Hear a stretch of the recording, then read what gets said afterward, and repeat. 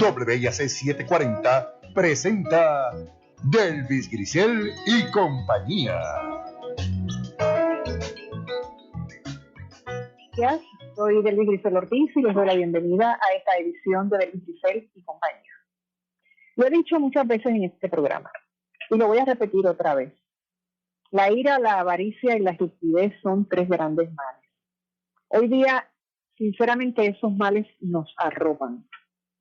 Vivimos en la superficie. No conocemos de qué estamos hechos, no viajamos a nuestro mundo interior, por lo tanto, sabemos poco o nada de nuestra naturaleza humana.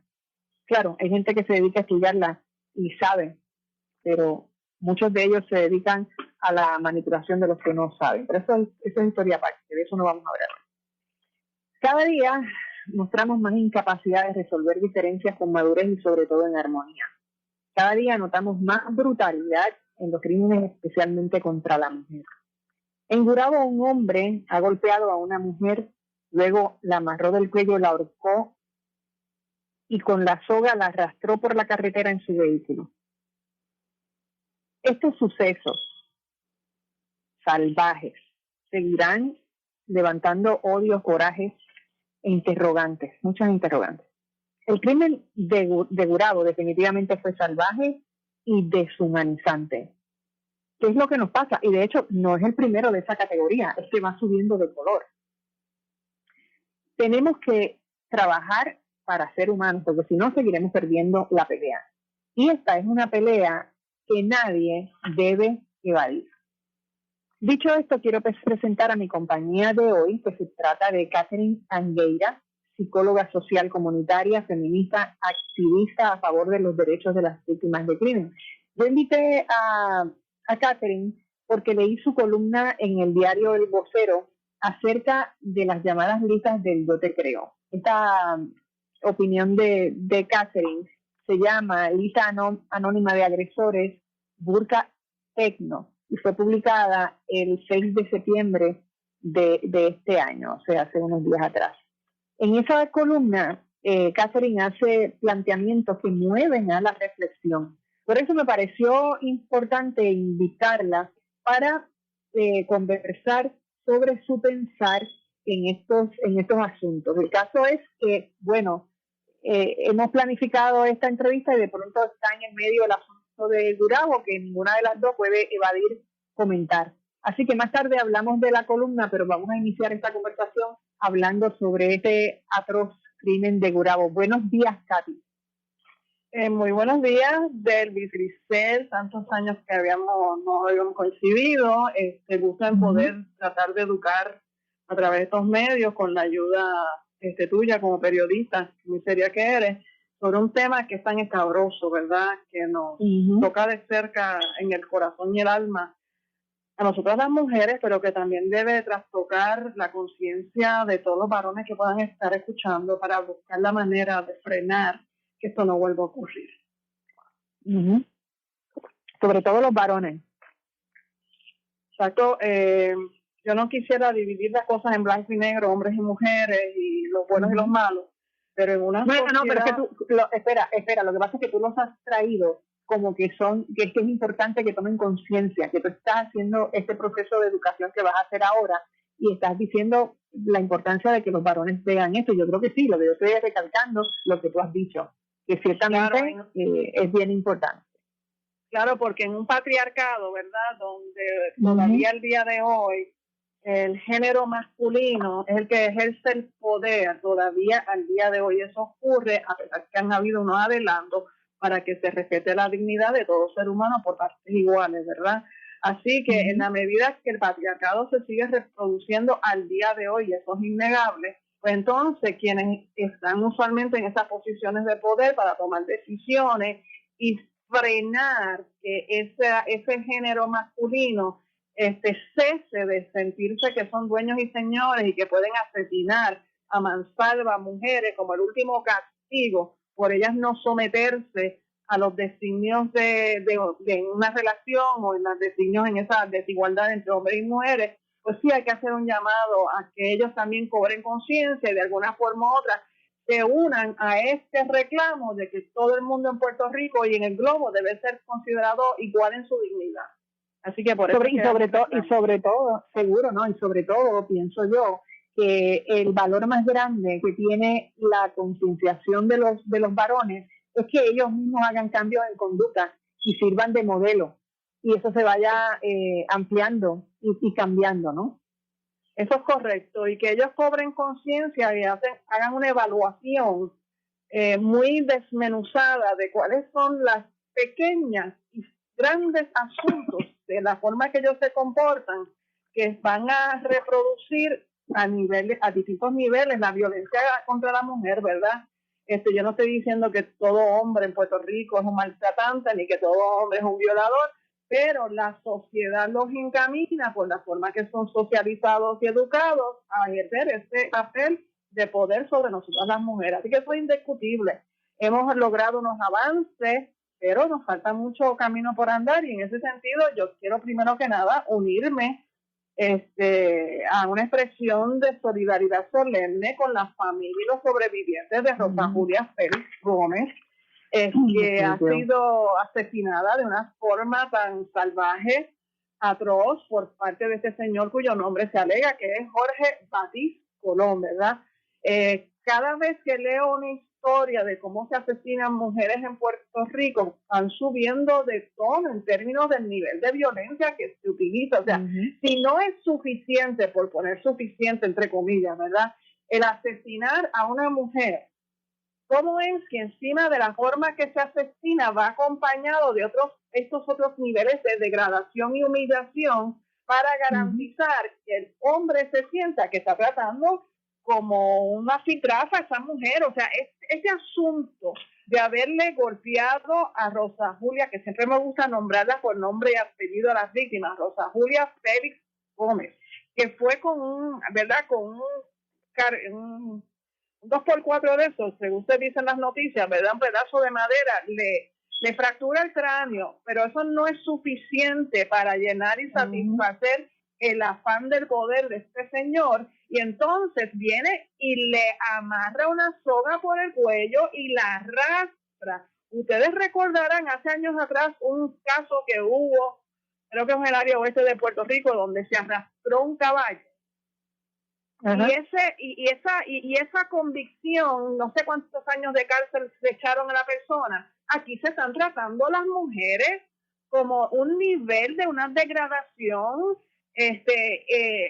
Yo creo que hasta los animales los pueden valorar más en ocasiones, a pesar que las mujeres formamos parte del reino animal también, ¿verdad?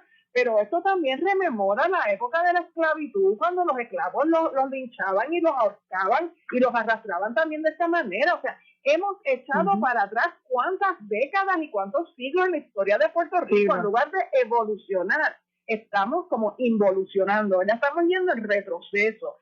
Y esto hay que frenarlo. Evidentemente las autoridades llamadas a tomar cartas en el asunto pues no están siendo exitosos o exitosas en lograr frenar esto, y cada vez vemos estos otros niveles de salvajismo que se van como multiplicando exponencialmente. Esto es una cosa bien atroz que ha pasado, y esto nos rememora no hace mucho, ¿verdad?, la muerte tan atroz también que sufrió Andrea Ruiz Costa y Keishla, la joven de Keishla, ¿verdad?, que también fueron no solamente asesinadas, sino que entonces sus cuerpos fueron más allá vejados. En el caso de Andrea fue después quemada. En el caso de Keishla la amarraron y la hundieron en la laguna San José. Después de torturarla y dispararle. Pues por eso, entonces hay unos niveles de vejación, que no es solamente asesinar, en la forma donde ellos morbosamente se están regodeando de alguna satisfacción que sienten en ese ejercicio de poder, al degradar a la última consecuencia este tipo de actos. O sea, va más allá de un mero disparo en la cabeza, va más allá con un mero apuñalada, ¿verdad?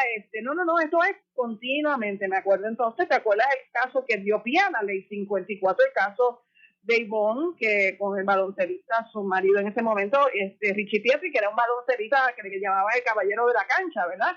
Y él entonces cogió un martillo y a la martillo, yo no sé si fueron como alrededor de 19 ocasiones, o sea, era una... Fueron 27 martillazos. O sea, pues 27 martillazos, exactamente. ¿Tienes memoria en eso? Yo decía que era un... ¿Tú sabes lo que...? No, pero tú sabes por qué yo lo recuerdo con tanta claridad, porque Richie Pietri fue mi compañero de trabajo. Okay. Y sinceramente, eso a mí me causó un trauma tan grande que esa información que salió nunca lo pude olvidar, porque decía, no es posible. O sea, todo eso no me cuadraba con el Richie Pietri que yo conocía en el trabajo, ciertamente. Por eso, y fueron 27 martillazos, por encima de 27 martillazos, cogió un cuchillo y la apuñaló en el ojo. Y eso yo lo descubrí cuando fui hasta el tribunal de Mayagüez a buscar el expediente, que eso no se había hecho ni público. Yo soy, mediante una columna que yo publiqué en ese momento en el periódico El Nuevo Día, que hago el señalamiento de los 27 martillazos, gracias por recordarme el número, y además cómo la apuñaló en el ojo. Y recuerdo en un momento que fui al Departamento de Justicia, que me acercó una fiscal de alta jerarquía y me dice, pero Catherine, ¿cómo usted supo eso? Y yo, bueno, porque yo tuve acceso al informe forense. Encima, el Departamento de Justicia no quería que se divulgara ese otro detalle. O sea que eso es el ensañamiento del nivel de violencia de la cual estas personas son capaces. En el caso de Richie Pietri, déjame decirte que el día que yo fui al tribunal de Mayagüez a buscar este expediente, porque siempre me gusta escribir con los documentos, ¿verdad? Se me acerca uno de los abogados de Richie Pietri y me pidió que por favor yo dejara de publicar columnas sobre ese asesinato porque su cliente sufría demasiado, ¿entiendes? Yo, de verdad que sufre mucho porque yo estoy publicando unas columnas. Y el sufrimiento de la persona que era asesinó de esa manera tan vilmente. Yo seguía andando porque la petición de un abogado de defensa, cuando se ha asesinado una mujer de esa categoría, yo creo que es un atrevimiento de parte de él también, lo que demuestra el ejercicio de poder de parte no solamente de Richie Pietri, sino de un abogado que se atreve a pedirle a una columnista que se amordace y que deje de escribir sobre el tema, ¿verdad? Así que las cosas hay que nombrarlas y hay que dejar saber que el ejercicio del poder masculino sobre cómo acallar las mujeres tiene distintos ribetes y tiene distintas formas. Si podemos hablar de eso más adelante si te interesa, porque en la columna que publico, ¿verdad? Hago un listado de formas de cómo las mujeres han intentado amordazarnos. Primero, hace décadas atrás, yo empecé trabajando en el Centro de Ayuda a Víctimas de Violación en 1977, cuando se inauguró esos servicios en Puerto Rico. Soy de ese grupo pionero, y en ese momento se empieza a promover por parte de unas activistas un par de años después de que había que esconder los nombres de las víctimas, porque no había por qué señalar la víctima. Y yo, perdónenme, no, todo lo contrario. Hay que publicar los nombres completos de las víctimas, porque las víctimas no tienen por qué sentir vergüenza. No, nosotras las víctimas no tenemos que sentir vergüenza tienen que sentir los violadores, los victimarios, los asesinos. Esos son los que tienen que sentir vergüenza. Después lo que pasa es que como que se entendía siempre que hacer eso era una revictimización, ¿no?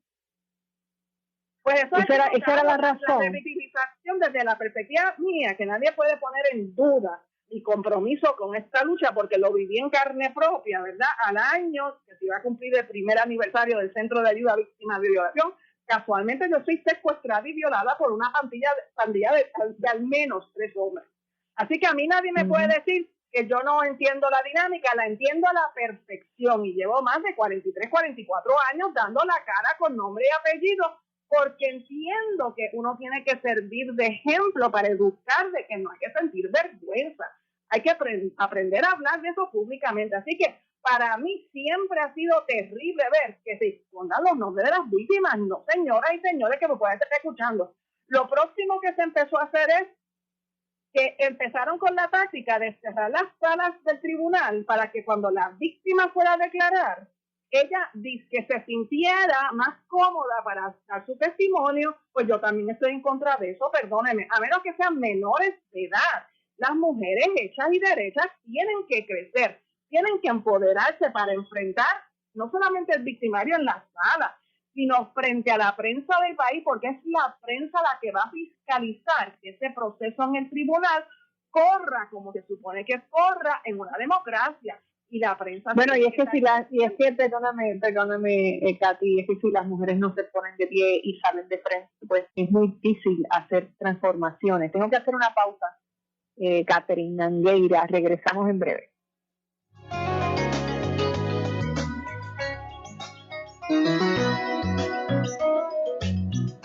No se retire. En breve regresamos con más de Delvis Grisel y compañía.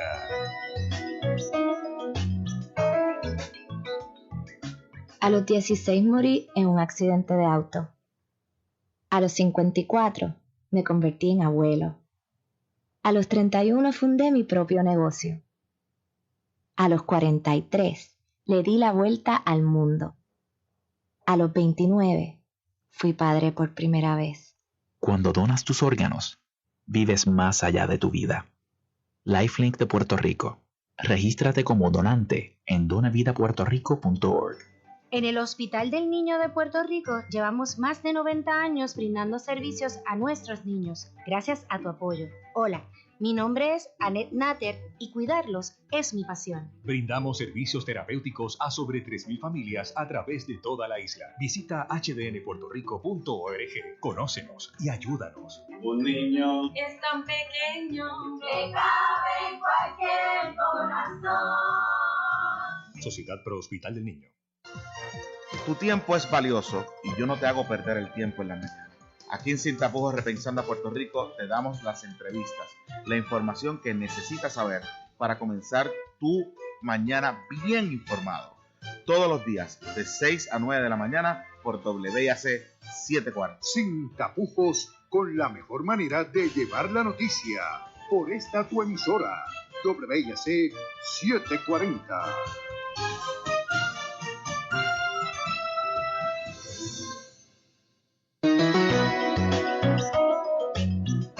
Y ahora regresamos con más de Delvis Grisel y compañía. Estamos de regreso en Delvis Grisel y compañía. Si usted nos sintonizó un poquito tarde, estoy conversando con la psicóloga social comunitaria Catherine Angueira Navarro. Catherine, te interrumpí cuando estabas hablando del asunto de los tribunales. Sí, lo que yo quiero dejar saber, Delvis, es que han habido cada vez que nosotros las mujeres y las víctimas sobrevivientes de estos delitos de violencia a las que logramos sobrevivir, ¿verdad? Y no nos asesinan, podemos adelantar unos pasos de afianzar nuestros derechos, viene un rebote para atrás, ¿verdad? Y tratan como un boomerang de deshacer el adelanto que hemos logrado. Así que después estaba señalando que para mí es una política totalmente cerrada, esconder los nombres de las víctimas, me opongo a ello.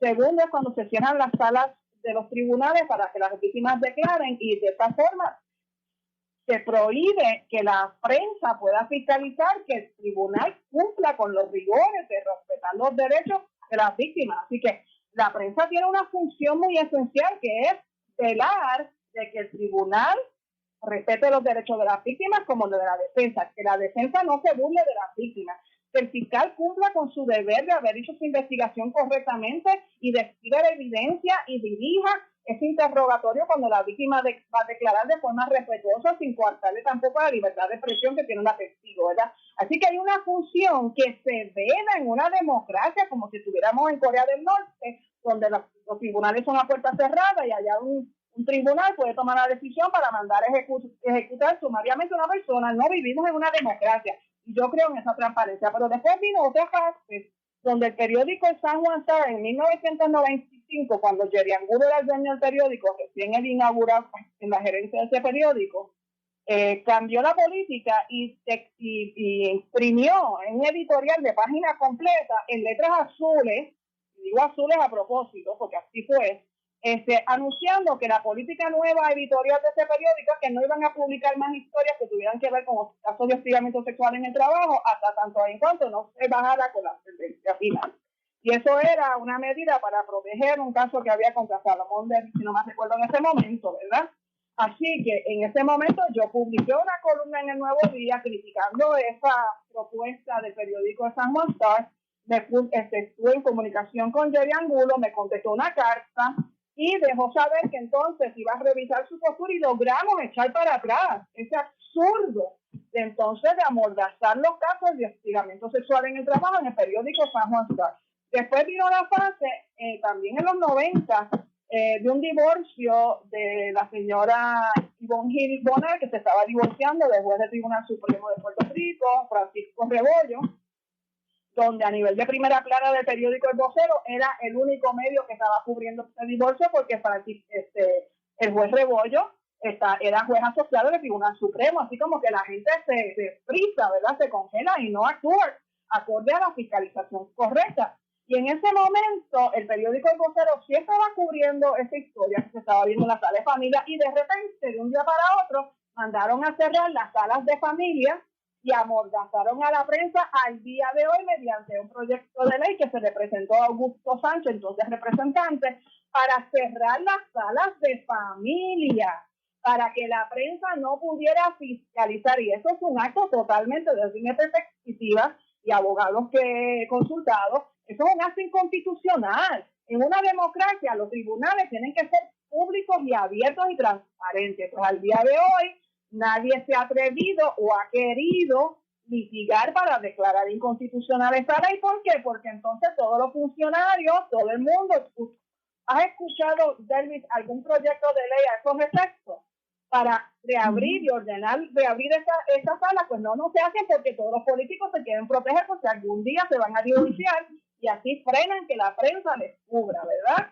En un momento se me hizo acercamiento por parte de un abogado y dije, bueno, yo estoy dispuesta, pero vamos para encima, pero hay que costear también ese litigio, eso es costoso, ¿verdad? Así que el caso de Ivonne Gil Bonner versus Francisco Rebollo es un caso muy detrimental, no solamente para la víctima en ese momento, que se estaba aludiendo a unos patrones ahí, y era público, de no era el trato respetuoso que no hubiese esperado de parte de un juez del Tribunal Supremo hacia una mujer, ¿verdad? Así que, según las alegaciones que estaban publicando, así que dicho eso, vamos a entonces a una fase que al día de hoy persiste las salas de familia, la prensa no puede entrar, no estamos hablando de las salas donde hay casos de menores, estamos hablando de las salas de familia donde se supone que se hubiese divulgado por qué razón la gente se está divorciando, cómo se dividen los bienes gananciales, cómo es cuando hay alegaciones de trato cruel en esas relaciones, para que entonces también se deje saber quiénes son los maltratantes de Puerto Rico, ¿verdad? Así que hay esa otra fase todavía está inconclusa. Quería preguntarte, aparte de todo lo que ocurre en los tribunales y toda la historia que tú tienes como feminista y como psicóloga social y comunitaria, y nos has hecho una relación de esa historia, realmente en este momento, ¿cuál tú crees que son los factores más importantes que inciden socialmente y psicológicamente en estos crímenes tan violentos? O sea, ¿por qué? ¿Qué está ocurriendo en nuestro sistema social que tú puedas ver y puedas mencionar que nos llevan por ese camino tan funesto y que no estamos, o sea, ni las comunidades, ni los pueblos, ni el Estado, o sea, nadie puede resolverlo, ni las agrupaciones?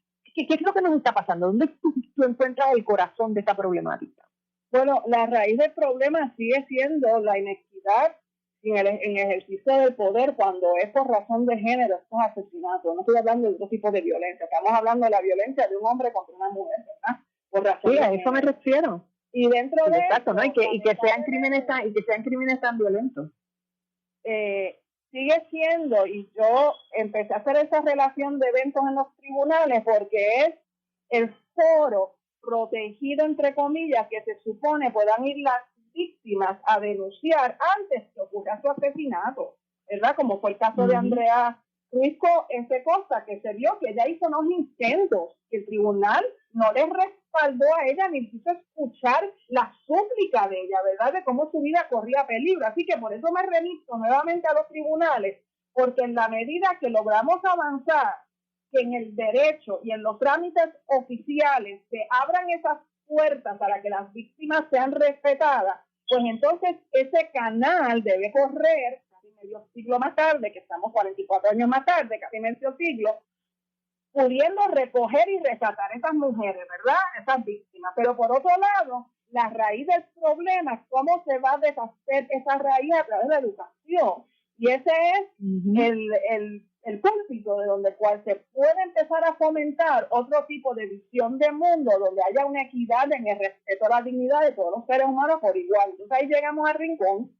Desde la década de los 70 estaba la comisión en ese momento pro mejoramiento de derechos de la mujer, que estaba Isabel Picó como presidenta y Carrie Hobbs, si no me recuerdo, la directora ejecutiva, donde se diseñaron unos currículos. Este asunto de los currículos que tanta neuralgia levanta, ¿verdad?, viene arrastrándose de la década de los 70. Yo tengo una colección de libros y de folletos y de material suplementario que se preparó para cursos de ciencias sociales, ejercicios para hacer con los niños y las niñas en el salón de clase, un material muy bien planteado gráficamente incluso, ¿verdad?, impreso. ¿Y qué pasó con esos currículos de la década de los 70? Estamos en el 2021 y todavía estamos enfrascados en un debate que si sí, que si no, que si la perspectiva de género, no, en las escuelas sí hay que insertar en el corazón del sistema educativo público y privado esa noción que se respete la dignidad de todo el mundo por igual, ¿verdad? Y aquí hay unas distorsiones sobre lo que se supone está incluido en ese currículo.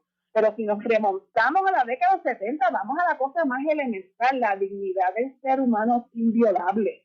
Y como la dignidad del ser humano es inviolable, de acuerdo a nuestra Constitución, vamos a enseñar las 1000 formas de cómo eso en la práctica se violenta para tratar de corregirlo, ¿verdad?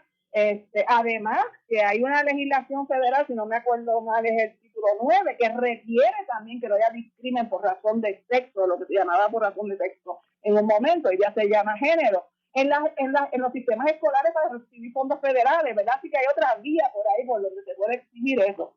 Y hay que hacer un llamado a los medios de comunicación masiva que a través de 4 décadas, 5 décadas, han intentado abrir unos espacios donde se trabaje esta temática de una visión diferente, ¿verdad? A pesar que siempre se pueden colar personas con una visión, ¿verdad?, retrógrada, pero siempre uno está viendo que ha habido un adelanto en ese sentido. Así que yo no puedo dejar a un lado, con mucho respeto, lo que está pasando en el ámbito legal, el ámbito social, porque debe de ir una cosa de la mano de la otra, ¿verdad? En la medida que haya un proceso de educación donde desde niños y niñas pequeñas en edad están moldeando su conciencia social, se les pueda levantar ese hambre, porque hay que respetar a todo el mundo por igual, pues eso en el sistema escolar. Entonces hay que bregar con la familia, y las familias se bregan a través de medios de comunicación masiva, ¿verdad?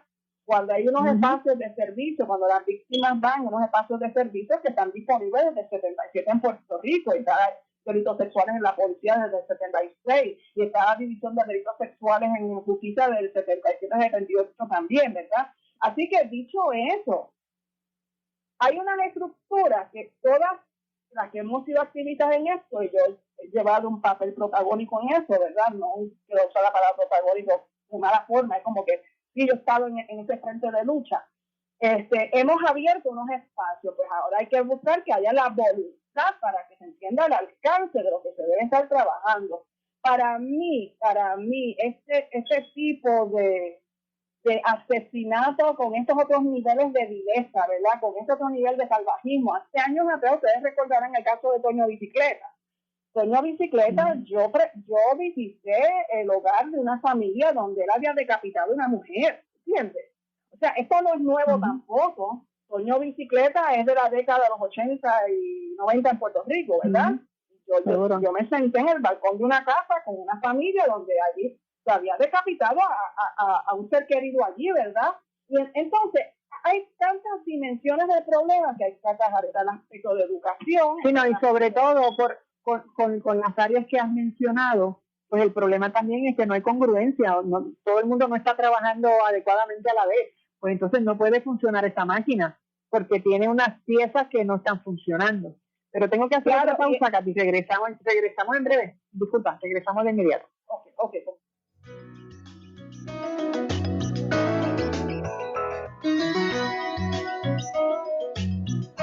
No se retire. En breve regresamos con más de Delvis Grisel y compañía.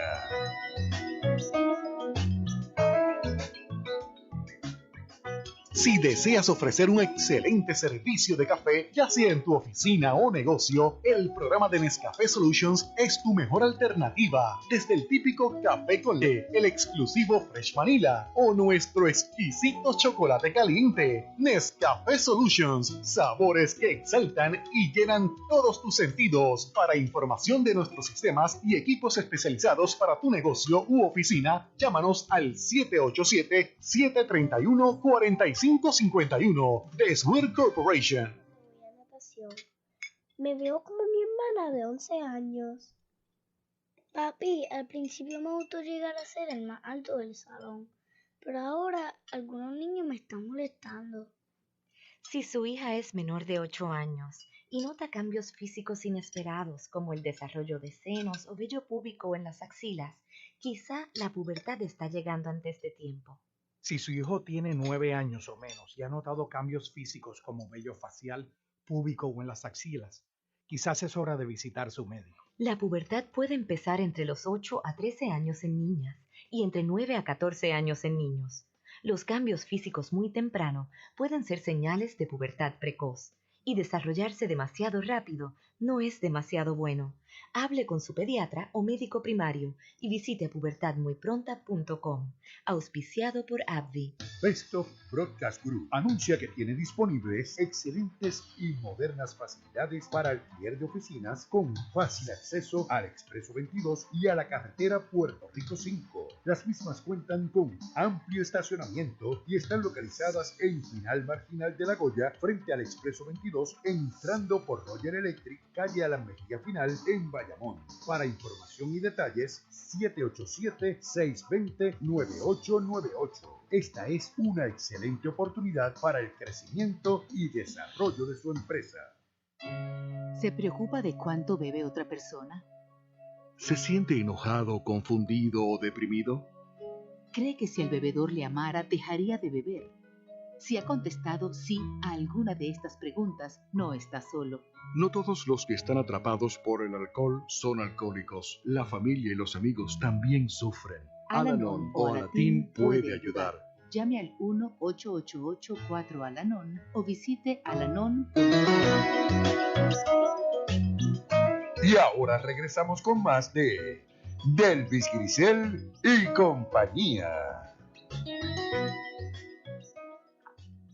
Estamos de regreso y continúo esta conversación con la psicóloga social comunitaria Catherine Angueira Navarro. Katy, vamos a cerrar un poco lo que habíamos venido hablando de este caso para que podamos hablar de tu columna. Así que quiero que me cierres, porque sé que te quedaste a mitad un poquito ahí, y entonces de inmediato pasamos con lo que propones en tu columna sobre el asunto del Yo Te Creo, que son estas listas que se han hecho muy, muy famosas en las redes sociales y que en estos días cobraron muchísimas más, se me escapa la palabra en este momento, pero bueno, tienen más visión porque un hombre que aparecía en una de estas listas se quitó la vida hace unos días. Adelante, Carlos. Sí, creo que la forma que te va a servir de pie forzado para que entremos al tema de las listas es cuando te estaba expresando que yo entiendo que los logros sociales, los movimientos que nacen de la base comunitaria, ¿verdad? Abrir conciencia sobre una problemática que hay que cambiar. Tenemos en una democracia unos canales más oficiales donde se puede canalizar cuando se sigue irrumpiendo en la posibilidad de que se siga respetando correctamente la dignidad de los seres humanos. Y por eso es que me siento a escribir esa columna titulada la lista anónima de agresores Burka Tecno. Burka Tecno. ¿Por qué razón? Porque y entiendo que detrás de esa página se supone haya unas supuestas feministas, ¿verdad? Porque las administradoras o los administradores son anónimos y que no se sabe formalmente quiénes están detrás de esa lista. Ellos están saltando los protocolos legales que se requieren en una democracia para hacer pública unas denuncias que pueden entonces rayar en difamación.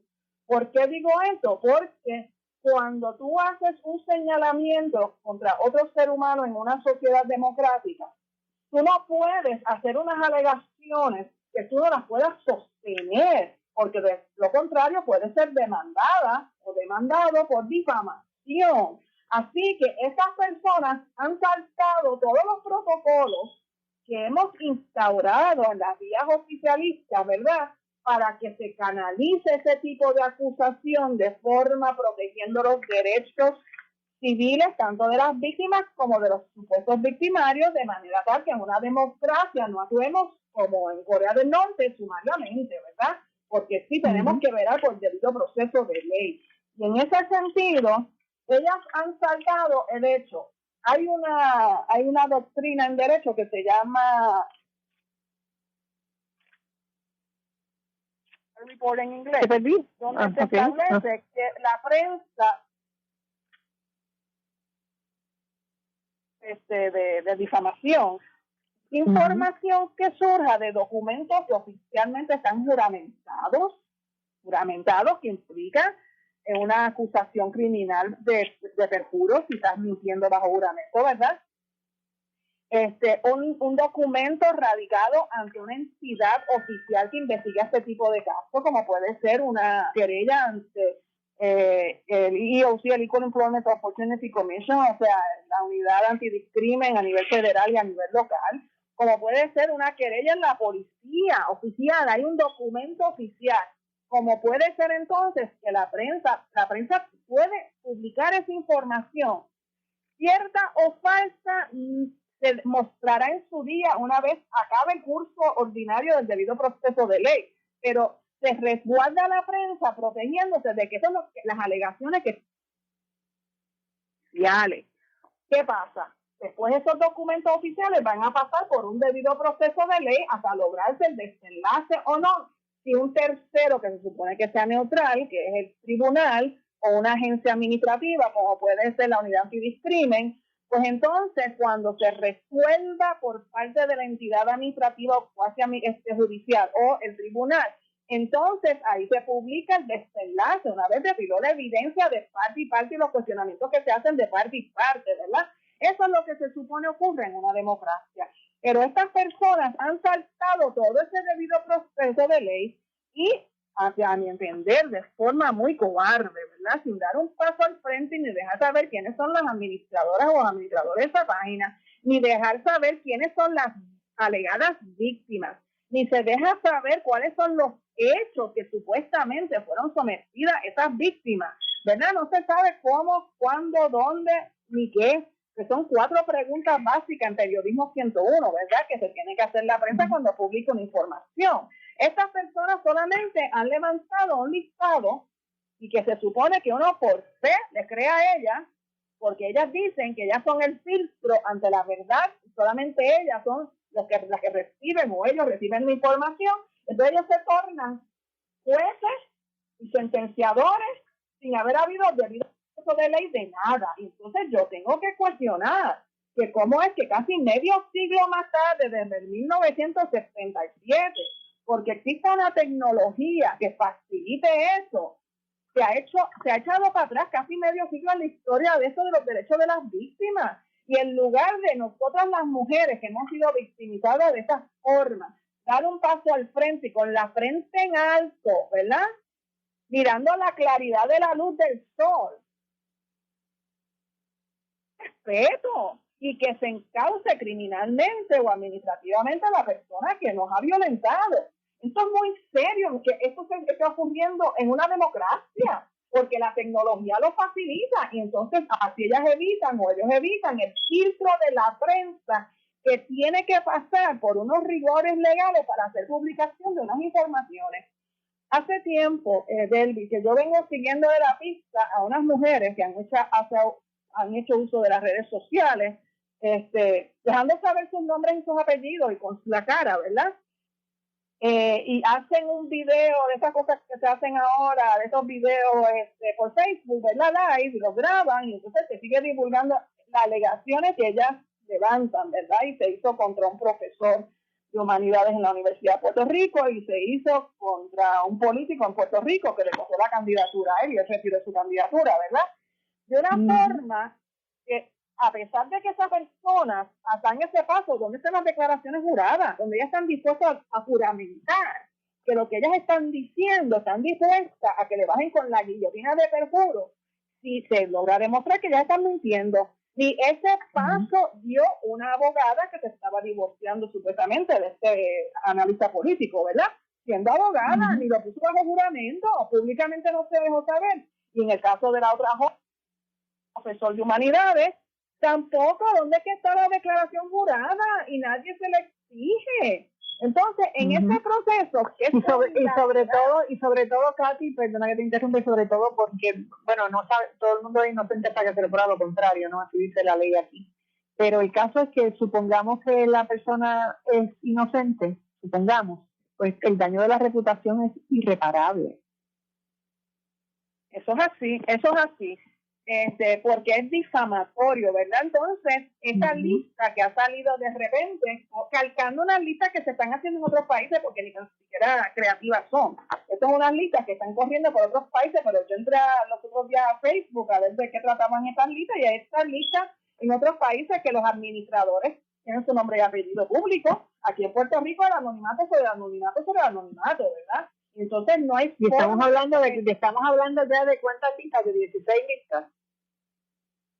Yo logré fotografiar cuando yo me enteré el domingo ese que se anuncia el suicidio del tal José Fofito Morales, el que era encargado de la respuesta. La respuesta. Esa noche yo logré fotografiar y lo tengo y lo guardo como evidencia, la lista número 16 y la lista número 15, ¿verdad? Y en eso lo que hay es una serie de nombres, y de paso hay como 2 o 3 nombres de mujeres también en esa lista. Pero la gran mayoría, el 99.0% realmente son de hombres, ¿verdad? Y entonces no se sabe ni quién es la víctima, ni qué es lo que ella alega hizo el victimario, cuándo fueron los hechos, si fue recientemente o hace 20 años atrás. Nada se sabe. Solamente marchitar, de alguna forma, sentirse que se están desquitando de esta forma casi vengativa, ¿verdad?, de una persona, porque las mujeres no las están empoderando para dar un paso al frente, y sí tener que trabajar con el discrimen que también existe en los tribunales. Yo no estoy diciendo que los tribunales son ninguna panacea.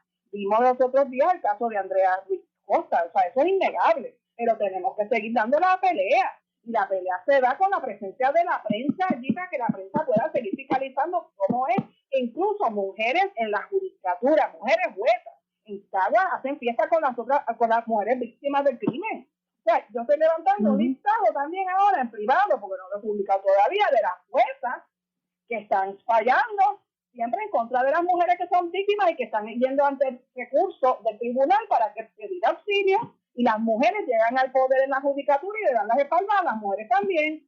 Yo no espero que sean de automático el respaldo, pero que, óyame, que por lo menos sopesen y aquilaten la prueba que le están destinando y no las descarten porque parecen de una mujer, porque reproducen el mismo sexismo que las mujeres que están yendo ante ella le están reclamando, sexismo que ellas enfrentaron en las escuelas de derecho, sexismo que enfrentaron para lograr que las designaran juezas, ¿verdad? Eso es otro ámbito del problema.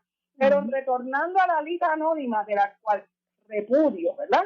Yo creo que hay que revisar los estilos de hacer denuncias. Y yo creo, como feminista, y quiero escuchar a cualquiera de ellas decirme a mí que yo no soy feminista y que yo no soy activista a favor de los derechos de las mujeres en Puerto Rico, porque tengo un récord de casi 44 años en esto, ¿verdad? Así que lo lamento. A veces lo que parece moderno es un retroceso. Lo que parece moderno, porque hay una tecnología, por eso le puse el título de una burka tecnológica, una burka técnica, porque se están vistiendo con una burka, escondiendo el rostro, como la burka, los velos esos que se usan en el Medio Oriente, que les obligan a las mujeres a ser invisibles. Entonces, ¿cuál es el adelanto? Que casi 50 años más tarde, la forma de denunciar a unos supuestos victimarios es tapándonos tecnológicamente con esa burka. Yo no puedo entenderlo, yo no lo puedo comprender, porque entiendo que es un retroceso, que en lugar de ser un acto de valentía, es un acto de cobardía. Y yo no por eso estoy diciendo que los tribunales están haciendo lo correcto, ¿no? Los tribunales sí. Claro, pero bueno, tú tienes, pero en esta columna, además de todos esos señalamientos que tú haces en la columna, al final de la columna también tú haces unas recomendaciones de cosas que deberían hacerse para resolver ciertos asuntos. Yo tengo que pausar, pero al regreso escuchamos cuál es su propuesta. No se vaya nadie, regresamos en breve.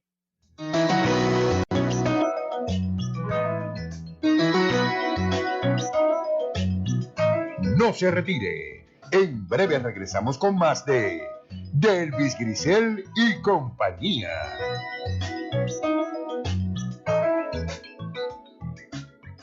Acompáñame a investigar todo lo que nos importa, lo que nos preocupa y lo que queremos como puertorriqueños, con una perspectiva distinta y honesta desde el punto de vista de una mujer del mundo de las comunicaciones y el periodismo.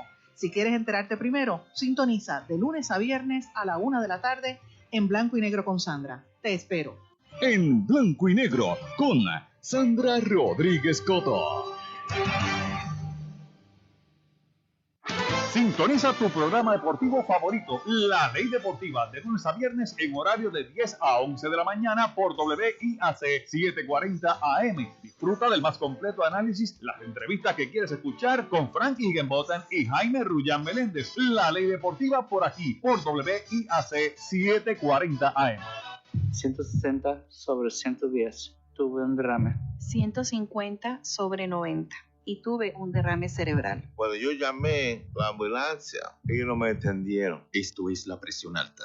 Tal vez no sienta sus síntomas, pero los efectos de un derrame cerebral no son silenciosos. Vuelva a su plan o hable con su médico para crear un plan que funcione para usted. Visite bajesupresión.org. Presentado por el American Stroke Association, el American Medical Association y la Council. Y ahora regresamos con más de Delvis Grisel y compañía. Estamos de regreso en Delvis Grisel y compañía, ya en el último segmento de este programa. Había pedido, Katy, que ahora en tu columna, al final de tu columna, tú haces unas recomendaciones en vista de lo que está ocurriendo con el yo te creo. ¿Cuáles son las alternativas? Sí, Delvis, si me permite. Para entrar de lleno a esas recomendaciones, vamos a hacer un pequeño resumen de una ley que existe en Puerto Rico desde la década de los 90, que es el registro de ofensores sexuales. Esta página cibernética anónima está incluso dando al traste lo que es una página oficial que se corre en Puerto Rico desde la década de los 90, producto de una situación que pasó en los Estados Unidos de una niña que fue violentada por un vecino, ¿verdad? Y entonces después se empezó a enarbolar la posibilidad de identificar públicamente quiénes son las personas que han sido convictas. Y la clave es que son convictas de agresión sexual. Y en Puerto Rico, en el 1997 más o menos, se aprobó esa legislación para abrir un registro de ofensores sexuales. Esa ley ha sufrido varias enmiendas. De paso, 2 de mis violadores fueron los que inauguraron ese registro oficial, porque yo me encargué que se pusiera en vigor la ley, porque hasta ese momento no se había puesto en vigor la ley tampoco. Así que yo he abierto muchos frentes en eso. Dentro de eso, se supone al día de hoy que toda persona convicta de agresión sexual en sus distintas modalidades sea registrado oficialmente en una página cibernética, con las fotos, la dirección, los hechos. Así que para que toda la comunidad en Puerto Rico y los Estados Unidos, que está conectada a esta lista también, porque es un enlace con una lista que hay en los Estados Unidos, puedas reconocer si la persona que vive a tu lado es un violador o no, para que te puedas proteger, ¿verdad? Así que el mecanismo oficial viene existiendo en Puerto Rico desde los 90. Y el mecanismo en la tecnología, usando la tecnología, que cuando una vez se instaura estas redes sociales, también es una página que todo el mundo puede entrar a través del Departamento de Justicia. Van a buscar el enlace ahí, van a encontrar, no sé si está en la policía también, el registro de ofensores sexuales. Así que el mecanismo oficial ocurre, existe. Y mucho trabajo que se nos ha dado para que se implante ese registro oficial. Dicho eso, la ley actual, que se ha enmendado varias veces, tiene distintos renglones de ofensores sexuales.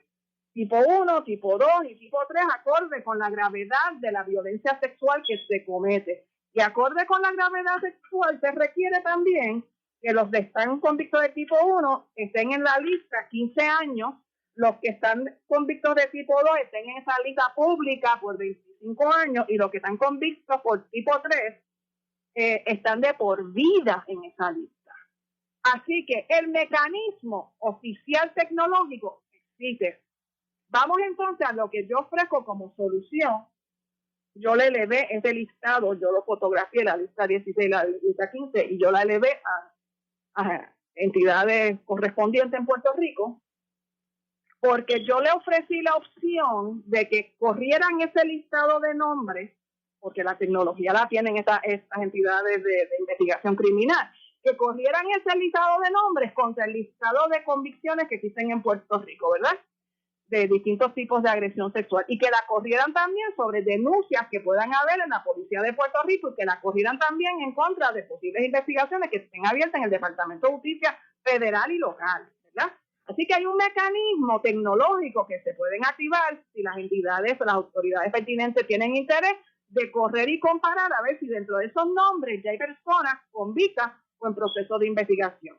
Segunda parte que le propuse es que de no existir en ninguno de estos bancos de datos oficiales de investigaciones abiertas, sean criminales o administrativas, entonces se fortalecerlas, a explicarles el trámite y acompañarlas a través del trámite completo. Así que yo estoy ofreciendo una apertura para las entidades de ley y orden en Puerto Rico, se pongan para su número, y a pesar que estoy en contra de la forma que esto se ha hecho, se abre la posibilidad que las víctimas den un paso al frente llamando a un número en particular que se puede instaurar para que ellas se sientan cómodas ahora para hablar con personas dedicadas que van a darle el trámite correspondiente a esto. Yo creo que tenemos que buscar un punto medio. Estoy ofreciendo eso como un punto medio y yo exhorto a las personas que están detrás de estas listas. Yo no las quiero cancelar, como ellas hablan que va a haber una cultura de cancelación. No. Lo que tenemos que es cuestionar porque ellas están cancelando a su vez el logro que hemos tenido en 40 y pico años, ¿verdad? Porque si vamos a hablar de cultura de cancelación, vamos entonces a cuestionar también cómo ellas están cancelando los logros y los pasos firmes que se han dado en una dirección.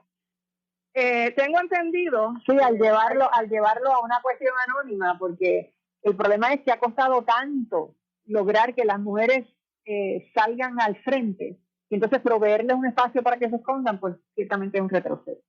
Es un retroceso de casi medio siglo, Delvis, no hay forma que yo lo pueda ver de otra manera.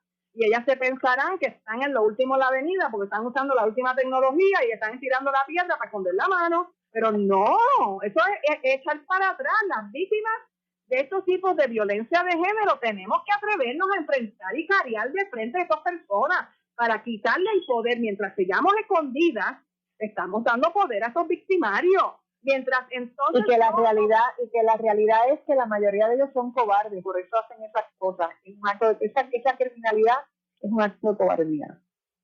Yo no llego al extremo de llegar a esa conclusión. Yo creo que son muy valientes ellos ejerciendo su poder, ¿verdad? Así que yo no llego a llamarlo. Yo sé que por ahí hay unas nociones de que esos hombres son todos unos cobardes. No, yo no llego a ese extremo. Pero fíjate, mira por qué yo te lo digo, Katy. Yo lo digo porque hay que ser valiente para cuando tú tienes un coraje con una persona o tienes un dolor o yo no sé qué, entablar una conversación, un diálogo, someterte a lo que esa otra persona te diga. Para eso hay que tener una valentía. Pero es más fácil pegarle un tiro o arrastrarla por una carretera. Lo que a eso es a lo que yo me refiero. Yo sé que tú quieres hacer esa distinción, pero vamos a buscar un punto medio en esto. El patriarcado le da la autoridad a los hombres a actuar de esa forma. Así que ellos están ejerciendo todo su poder que le da el patriarcado al recurrir a actuar de esa manera, particularmente cuando las mujeres se siguen escondiendo después. Y aquellas que silenciaron y enterraron, ¿verdad?, por la eternidad, esas están silenciadas para la eternidad. Y si no vamos a dar curso y exigir a los tribunales que finalmente procesen a estos individuos, o sea, ¿cuántos años estamos esperando por el caso de Pablo Casellas? que se alega, ya se había logrado una primera convicción, a pesar que el jurado no fue unánime, y entonces ahora se revisó todo y tiene que volver a hacer un juicio. Pero ¿cuántos años han pasado? Y todavía no hay justicia para la señora Paredes, ¿entiende? Todavía no hay justicia para ella. ¿Cuántos años faltan más para proceder a contra Héctor O'Neill? ¿Cuántas posposiciones no ha logrado la defensa para seguir arrastrando eso? ¿Entiendes? Así que yo sé, no estoy hablando, ¿verdad? Yo estoy hablando ajena a lo difícil que es romper con todas las vedas que tiene el sistema también. Pero por eso tenemos que seguir levantando nuestras voces y reclamando que estos procesos se tienen que agilizar y se tienen que agilizar respetando los derechos de las víctimas. El año pasado yo tuve que comparecer a una visita pública en medio de la pandemia ante la comisión que presidía entonces María Milagros Charbonnier, porque pretendían echar para atrás todas las convicciones desde 1948, deshacer todos los casos que se lograron convicciones que no habían hecho por jurados unánimes, porque entonces la Constitución de Puerto Rico era la que estaba en vigor y se entendía que con una mayoría de los jurados se podía lograr una convicción. Pues ellos pretendían echar para atrás el reloj y deshacer todas las convicciones desde 1948. Así que, ¿verdad? Esta pelea la tenemos que dar continuamente y no descansamos, no podemos descansar ni bajar la guardia, porque hay muchos frentes distintos donde todos esos frentes que se abren es para erosionar la posibilidad que las voces de nosotras las mujeres sean escuchadas y que se nos den credibilidad.